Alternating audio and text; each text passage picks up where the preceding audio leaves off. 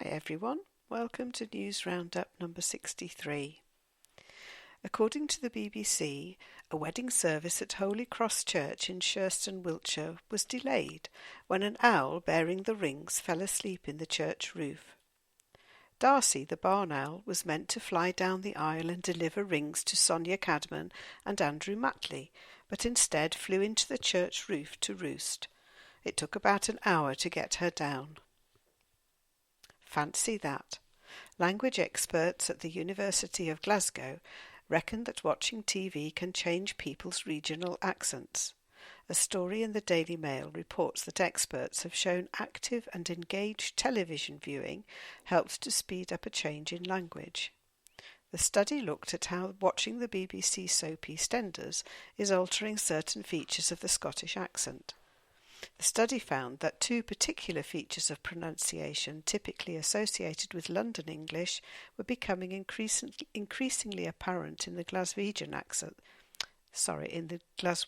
dialect among people who regularly watched the television soap opera. If you're planning to go to uni in Britain and like an active nightlife, the BBC says a survey claims that you should go to institutions in the north of England or Scotland. An analysis of some 17.5 students' ratings of extracurricular university life by consumer group Which University reveals which campuses are best for the arts, sport, nightlife and politics.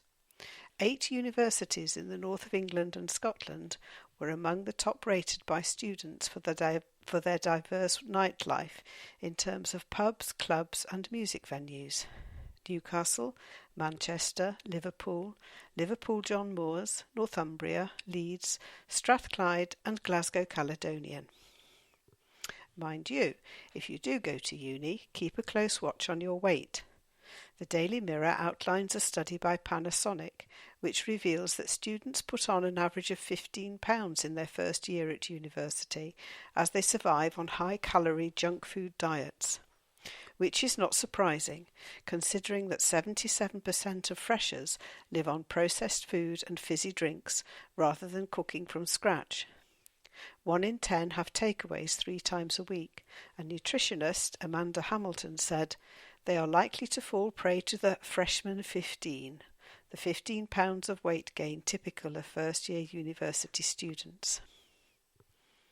According to the Daily Express, residents of Kington Magna near Gillingham in Dorset, who were fed up with having no library, have converted an old phone box into one, kitting it out with shelves and crammed with 300 books to become what is thought to be Britain's smallest library.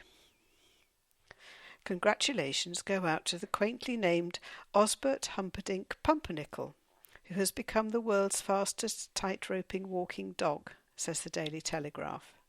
The 4-year-old border collie stroke kelpie, nicknamed Ozzy, is now in the Guinness Book of World Records after crossing a 3.5 metre (11.4 foot) rope in 18.22 seconds at the Faith Animal Rescue Centre in Norfolk. Ozzy's owner Nick Johnson said, "It makes me feel so happy and proud that Ozzy and I have such a strong friendship and relationship. We can work together on tricks and games that get the recognition of Guinness World Records." So, what do women want out of life?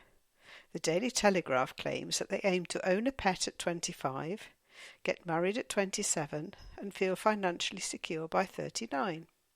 They are quoting a survey by deodorant brand Sure, which added that men prefer to marry 2 years later at 29 and are happy to wait 2 more years until they are 41 to have financial security. Spokesperson Hannah Keogh said, "Women today are aspiring to achieve more than ever before." Estate agents are expecting plenty of interest in the Duke and Duchess of Cambridge's first marital home. The Daily Mirror says the cottage where the couple stayed during their time on Anglesey will be rented out again once they move out. The couple, who are moving into apartments at Kensington Palace, paid a reported £750 a month for the home, but the new occupants are expected to pay considerably more. Last week, William announced he was quitting his military duties and would be moving back full-time to London. Ugh, yuck. It seems some touchscreens on tablets and smartphones have more germs than a toilet seat.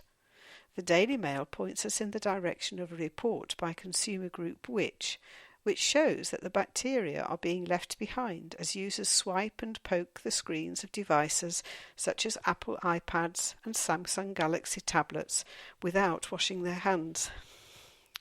One tablet tested had a count of 600 units per swab of the Staphylococcus aureus bacteria, which can create toxins that cause vomiting and diarrhea. You naughty boy! A university professor has been let off a fine of more than £8,500 after it was discovered that he had a library book that was 47 years overdue. The Independent says that Emeritus Professor John Foster from Queen's University Belfast's Institute of Irish Studies discovered the poems of Arthur Hugh Clough when he returned to Vancouver to clear out his locker at the University of British Columbia, where he had been based for a number of years. Professor Foster said, "I saw that it also had a stamp saying that Queen's had obtained the book in May 1921, so it was definitely their book, and it was 47 years late, so outrageously overdue." Queen said it was pleased to get the book back and would not be looking for Professor Foster to sump up the £8,577.50 fine. There we go. I will speak to you soon. Bye.